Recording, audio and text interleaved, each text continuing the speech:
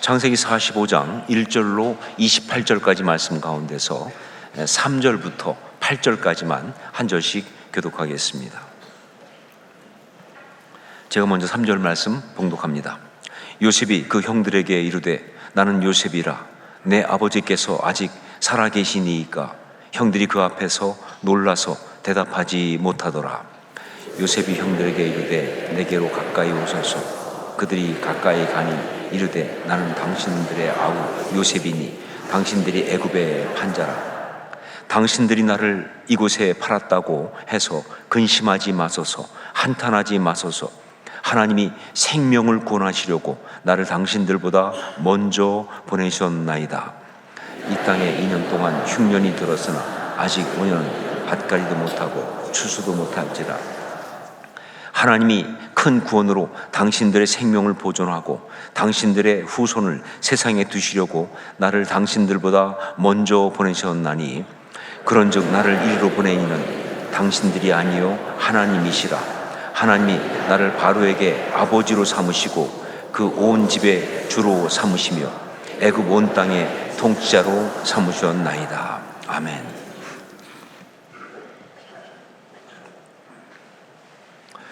드디어 요셉이 형제들 앞에 자신이 요셉인 것을 밝히면서 형제들과의 감격적인 회오를 하게 되었습니다. 이 순간은요, 창세기 37장부터 시작된 언약의 삶을 산 믿음의 조상 가운데 네 번째 사람인 요셉 이야기의 절정이라고 볼 수가 있습니다. 요셉 이야기의 절정의 순간이다. 여러 가지 이유 때문에 정확히 말하면 하나님의 뜻 가운데 그렇게 한 것이지만 처음에 형들을 보고는 모르는 척 했습니다.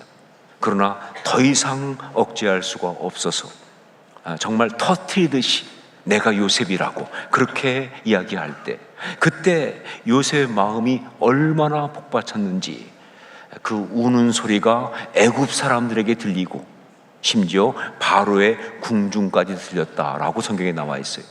자, 그때 요셉의 모습, 그 마음이 어떠했는지 우리 3절 말씀을 함께 읽도록 하겠습니다. 3절을 함께 읽습니다. 요셉이 그 형들에게 이르되 나는 요셉이라. 내 아버지께서 아직 살아계시니이까. 형들이 그 앞에서 놀라서 대답하지 못하더라.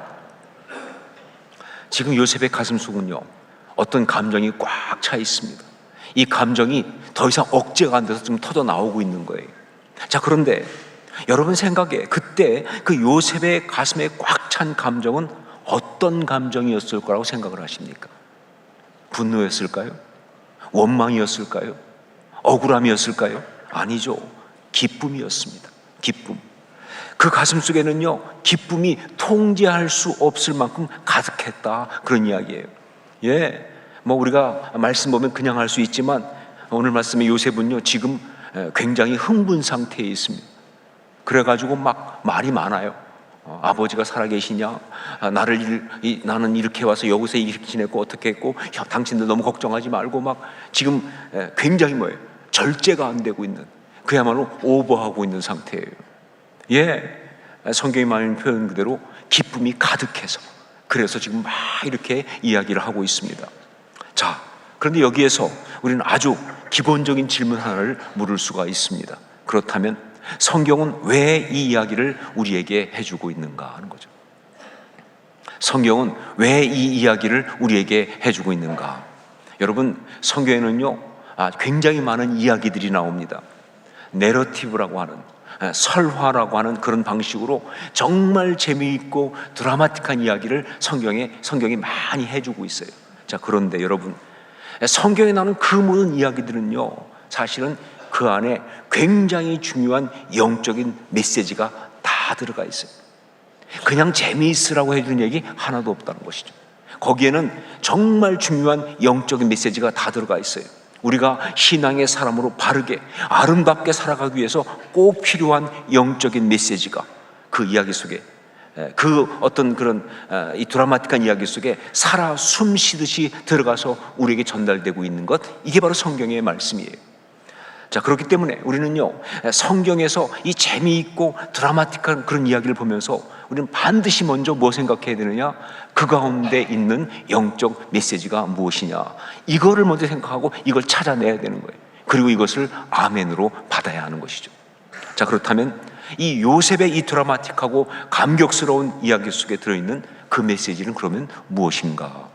성경이 우리에게 정말 이 이야기, 요셉이 형들을 만나면서 너무 감격하고 그 기쁨에 막 그냥 가득 차서 이렇게 막 이야기하고 있는 이 이야기를 해주면서 말해주고 있는 그 영적인 메시지는 뭐냐 하는 거예요. 어떤 메시지입니까? 예, 그것은 바로 언약의 길 충만한 기쁨이라고 하는 메시지입니다. 언약의 길 충만한 기쁨. 예, 언약의 길을 믿음으로 신실하게 걸은 사람에게는 이처럼 충만한 기쁨이 주어진다는 것, 바로 그 이야기죠. 언약의 길을 정말 믿음으로 신실하게 걸은 사람에게는 이처럼 반드시 충만한 기쁨이 주어진다는 것, 이 메시지를 지금 주고 있는 거예요. 여러분, 성경을 보면 정확히 나와 있지만 신앙의 길을 아름답게 걸은 사람은 반드시 기쁨이라고 하는 축복을 받습니다. 여긴 예외가 없어요. 예, 신앙의 길을 아름답게 걸은 사람은요, 반드시 기쁨이라고 하는 축복을 받는다. 여러분, 신앙이라는 게 뭡니까? 그것은 바로 하나님의 언약을 붙들고 그 험하고 좁은 길을 순종함으로 걸어가는 것이 바로 신앙의 길 아니에요.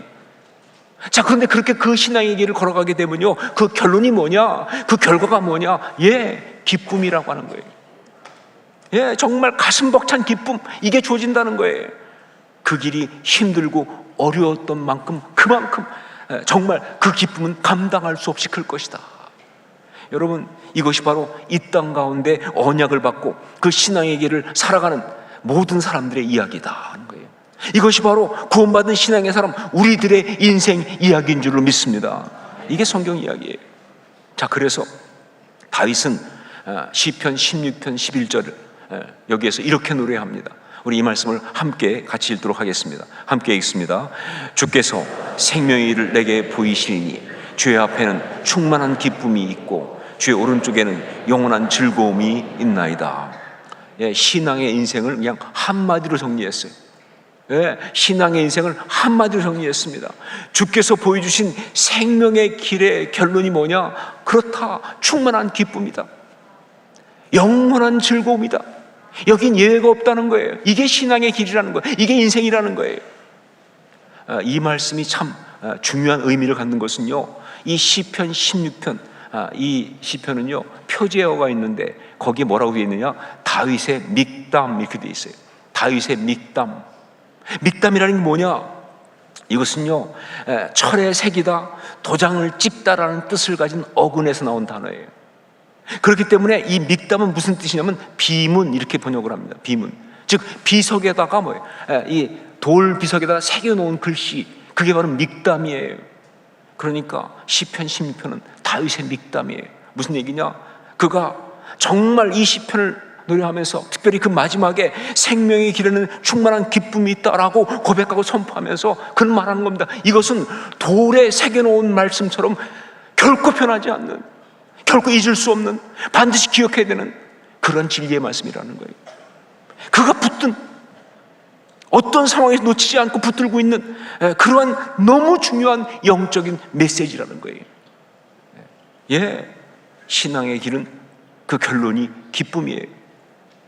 신앙의 길은 그 결론이 기쁨이다. 자, 그런데 이 이야기는 여기가 끝이 아니에요. 놀랍게도 이 말씀은요 사도행전 2장으로 점프를 합니다. 사도행전 2장에 보면요, 오순절 성령 강림으로 교회가 탄생했을 때, 그때 뭐 난리가 났죠. 사람들이 성령 받으니까 막 그냥 정말 새 노래로 노래하고 찬양하고 방언하고 막 그냥 예언하고 막, 그러다 보니까 사람들이 옆에서 좀 삐딱한 것들이 보면서 새술에 취했다 그랬어요. 말씀드렸죠. 새술이 뭔지, 낮술 먹었다 그 뜻이에요. 저것도 낮술 먹은 거 아니야? 그때 베드로가 아니라고, 그런 것이 아니라고 하면서 설교를 하기 시작합니다.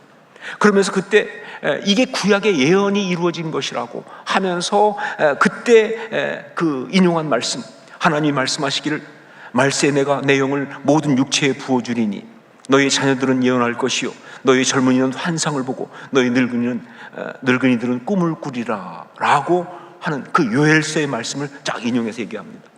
자, 그런데 이것만 하나 인용한 게 아니에요. 또 하나를 인용하는데 그게 바로 뭐냐?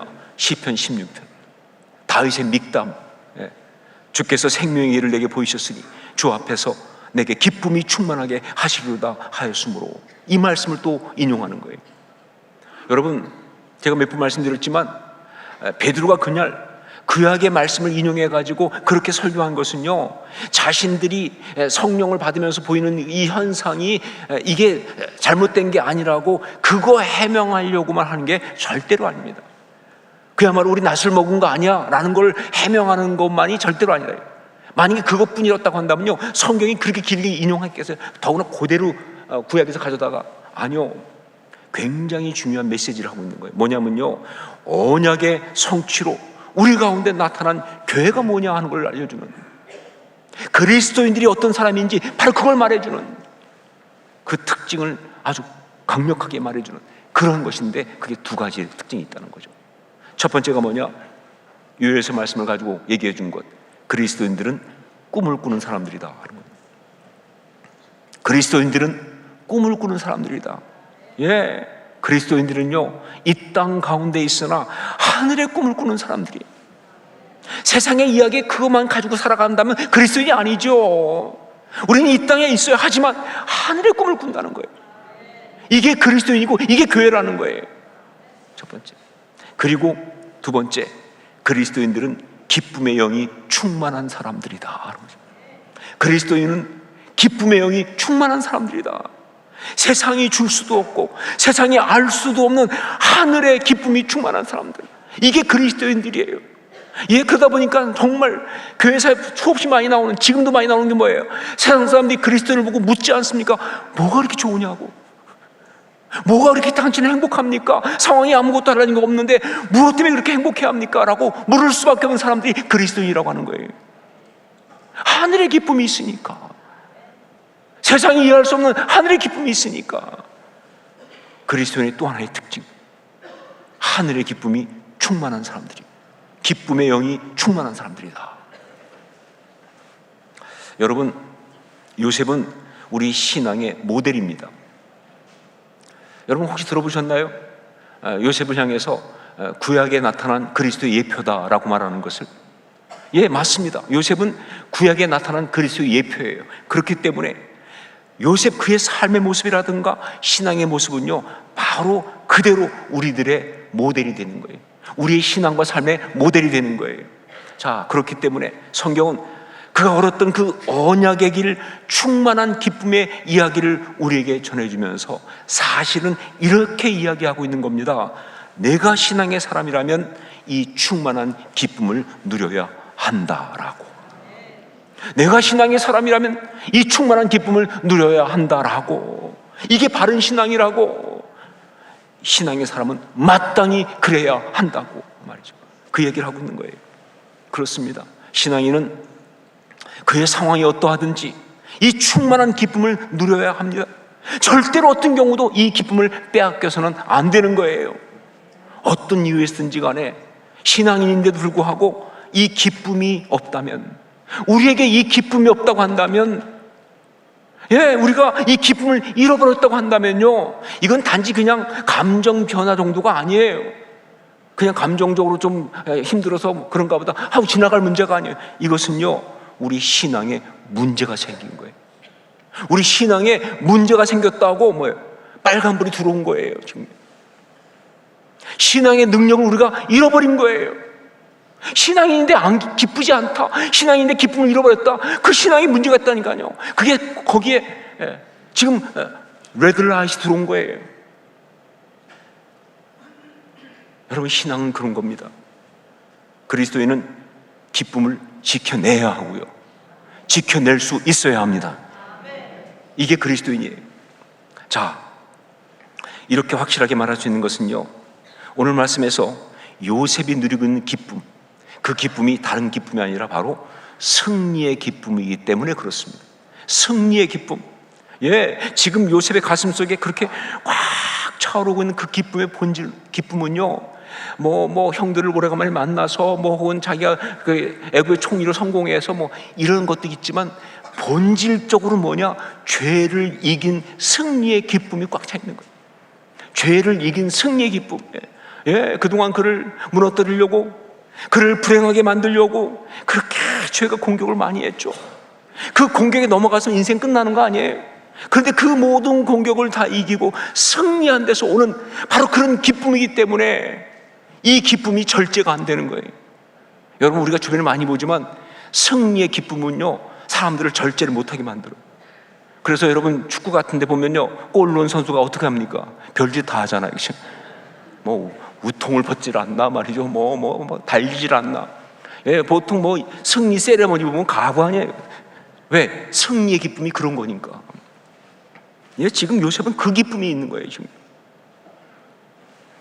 5절 말씀을 함께 읽겠습니다. 5절 같이 읽습니다. 당신들이 나를 이곳에 팔았다고 해서 근심하지 마소서, 한탄하지 마소서. 하나님이 생명을 구원하시려고 나를 당신들보다 먼저 보내셨나이다. 여러분, 이 한마디가 나오기까지 요셉에게는 수없이 많은 고통스러운 밤들이 있었습니다.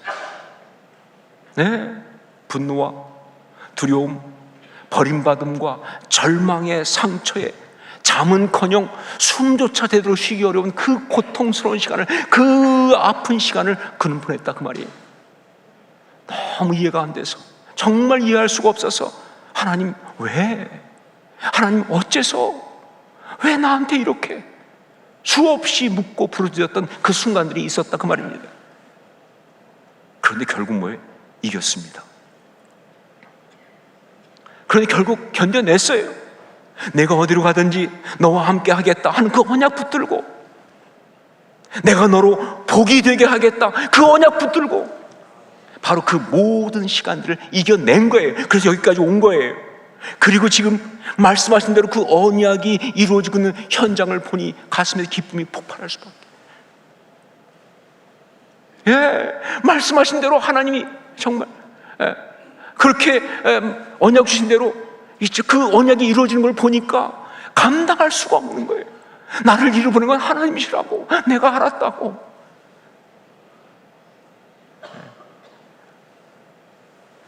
그렇습니다. 지금 요셉의 가슴을 꽉 채우고 있는 기쁨은 바로 승리의 기쁨이에요. 신앙으로 죄를 이기고 승리한 그 승리에서 오는 기쁨이에요. 바로 그렇기 때문에 우리가 신앙의 사람이라고 한다면 요셉처럼 우리는 충만한 기쁨 가운데 거해야만 하는 거예요. 바로 그러니까 우리가 신앙의 사람이라면 요셉처럼 우리는 충만한 기쁨 가운데 거해야만 하는 것이다. 왜냐하면요, 우리는 다 승리한 사람들이니까요. 우리는 다 승리한 사람들이니까. 예수 그리스도를 주로 고백하고 거듭나면서 구원을 받을 때 그게 무슨 얘기인지 아세요? 그렇습니다. 갈보리 십자가의 그 승리가 우리 것이 되었다, 그 뜻이에요. 갈보리 십자가, 주님께서 거기서 승리한 그 승리의 그 모든 것이 우리 것이 되는 역사가 있었기 때문에 우리는 다 승리한 사람들이에요. 그러니까 우리 안은 이 승리의 기쁨이 충만해야 하는 것입니다. 삶의 이야기가 어떠하든 환경이 어떠하든 우리는 이 충만한 기쁨을 누려야 하고 지켜야 하고 회복해야 한다, 그 말입니다. 그게 신앙이에요. 그게 영성이에요. 신앙의 영성 다른 거 없어요. 기쁨을 얼만큼 잘 지키느냐, 그거예요. 기쁨을 얼만큼 잘 회복하느냐, 그겁니다. 이게 신앙의 이야기다. 제가 신학교 시절에 한 번은 저희 반이 수양회를 간 적이 있었습니다. 버스를 대절해가지고 같이 가는데, 이제 버스 타고 가면서 한 전사님이 이제 찬양 인도를 하게 됐어요. 근데 이 찬양 인도하던 전사님이 성악을 전공한 분이어갖고, 그래서 그랬는지 버스에서 부르기에는 적절하지 않은 그런 찬양을 선곡을 해서 인도하더라고요. 물론 이건 제 생각입니다. 참 제가 볼 때 찬양 인도하는 분들 힘들어요. 왜냐하면 회중들이 다 각자 소견에 옳은 대로 판단하거든요. 자기 기분 가지고 판단하면서 찬양이 좋으네 나쁘네 이러다 보니까 참 쉽지 않은데, 하여간 그런 상황이죠. 근데 그때 제가 적절하지 않다라고 그렇게 생각했던 것은요, 그때 부른 찬양이 기뻐하며 승리의 노래 부르리라는 찬양이었기 때문에 그렇습니다. 찬양은 좋은 찬양이죠. 그런데 문제는 뭐냐, 이 찬양은 후렴 부분인 전심으로 기뻐하리, 전능의 왕 함께 하시네 라는 부분은요 너무 높아요. 예, 원래 오리지널로 하면은 이예요. 그러니까 보통 사람들은요 반주로 막 받쳐주지 않으면 부르기가 쉽지 않은, 반주로 막 받쳐줘도 가기가 쉽지 않은데 버스 안에서 생목으로 그게 가능할까? 제가 볼 때는 어렵다 하는 거죠. 더군다나 그 다음에 뭐예요? 이어지는 것이 기뻐 외치며 주께 두 손 들리 춤을 추며 왕께 찬양해. 이거는요 영적 분위기가 되어줘야 가능한, 그렇잖아요. 아니 그냥 춤이 그냥 나올 정도 분위기가 돼야 이게 은혜가 되는 건데 버스 안에서 이게 가능할까? 그래서 제가 볼 때는 정말 선곡 잘못됐다라고 생각을 했는데, 언제나 그런 것처럼 성령님의 역사는 달랐습니다. 제가 볼 때 우리 성령님은요 저를 민망하게 하는 걸 좋아하시는 것 같아요. 저는 그렇게 생각했는데 성령님이 저를 민망하게 하셨어요. 놀랍게도 그 찬양을 부르는데 정말 함께한 전사님들이 다 은혜를 받기 시작하는 거예요. 그 차 안에서 그 찬양을 진짜 열심히 부르기 시작하는데 막 은혜가 쏟아지고, 제가 지금까지 기억에 날 만큼 그렇게 은혜로운 찬양을 함께 부르게 된 거예요. 그때 특히 저의 기억에 남는 것은요, 제 옆에서 찬양을 부르던 전사님, 그분은 저희보다도 나이가 조금 더 위인 그런 분인데, 이분이 막 눈물을 흘리면서 절규하듯이 선포하듯이 막 찬양을 하시는데, 제가 보면서 저분한테 뭐가 있구나, 지금 무슨 일이 일어나고 있구나 알 수가 있었어요. 그 정도로 막 찬양. 나중에 전사님께 물어봤습니다. 조용히 찬양할 때 어떤 일이 있었어요? 그랬더니 그분이 간증을 하더라고요. 자기는 직장 생활 하다가, 원래 모태신앙이었어요. 그런데 이제 직장 생활을 했는데 그때 정말 새삼스럽게 하나님 은혜를 경험했어요. 그러니까 원래 신앙생활을 했지만 정말 새삼스럽게 은혜를 경험하니까 너무 좋고 너무 감사한 거예요. 그러면서 하나님의 소명을 받았어요. 그래가지고 직장을 딱 그만두고 그리고 이제 신학교로 오게 된 거예요. 자, 그런데 그때 신학교 오는 것도 쉽지 않았거든요. 지금은 좀 안 그렇지만 그때는 제가 나온 신학교만 하더라도 그때 한 3대1 됐습니다, 경쟁률이. 그러니까 그냥 아무나 들어가는 게 아니에요. 여러분 앞에 있는 이 목사가 신학교를 옆문으로 들어갔다 뒷문으로 나온 사람이 아니에요. 쉽지 않은 신학교를 들어간 겁니다. 더구나 그분 같은 경우는 그 직장 다니다 그만두고 왔기 때문에 공부할 시간이 많이 없었으니까 신학교 들어가는 것도 쉽지 않은 거예요. 그런데 정말 하나님의 놀라운 은혜로 신학교도 입학하고, 그러니까 너무 좋은 거예요. 너무 감사한 거예요. 자, 그런데 신학교를 다니면서 현실 앞에서 이분이 조금씩 무너지기 시작했어요. 현실의 어려움 앞에서. 여러분, 우리가 항상 조심할 게 뭐냐면요, 마귀의 잔펀치를 조심하셔야 돼요. 마귀는 절대로 큰 펀치 한 방에 우리를 쓰러뜨리려고 하는 게 아니라 잔펀치를 계속 치면요, 그렇게 큰 은혜를 받은 사람이 어느 날 다 날아간다니까요. 그렇게 큰 은혜를 받고 신학교까지 왔는데 이 현실의 어려운 그 잔펀치를 맞다 보니까 이분이 마음이 무너진 거예요. 제일 많이 어려움 겪은 것은 경제적인 문제죠. 그렇죠. 직장 그만두고 왔으니 경제적으로 어렵잖아요. 가족도 있고. 그런데 그러니까 그 어려움, 그 다음에 또 공부해야 되는 스트레스, 쉽지 않거든요. 공부해야 되니까. 무엇보다 거기에다가 그 아내가 둘째를 임신하고 있었는데 유산을 했습니다. 너무 힘들고 어려워서 그런지 유산하니까 그것 때문에 아내가 우울증이 들어갔어요. 그 아내가 우울증 때문에 힘들어하는 걸 옆에서 보니까 더 무너지는 거예요. 그러니까 정말 삶이 재미가 없는 거예요. 이거 뭐가 잘못된 거 아니냐, 내가 왜 이렇게 됐지, 막 그냥 하나도 기쁘지 않아요. 하나도 재미가 없어요. 너무 힘들어요. 이번 수양에도 안 오려고 그랬대요, 자기는. 그런데 안 빠질 수가 없어가지고 억지로 온 거예요. 와서 앉아있는데 앞에 찬양님도 한다고 하는데 찬양할 기분이 아니잖아요. 그래서 자기는 그냥 건성으로 있었대요. 그런데 그 찬양 가운데 기뻐하며 승리의 노래 부르리라고 하는 이 부분에서 자기 속에서 이런 질문이 쑥 올라오더라는 거예요. 승리한 게 있어야 노래 부르지 내가. 지금 내 삶에 승리한 게 뭐가 있다고 내가 노래 부르겠냐? 기뻐하며 승리의 노래 부르리? 내가 승리한 게 있어야 노래를 부르지. 그런 생각이 딱 들어오는데 그때 갑자기 충격같이 성령께서 탁, 그야말로 다윗의 믹담처럼 돌에 새긴 것처럼 팍 던지신 것이 뭐냐면 갈보리 십자가의 그 승리.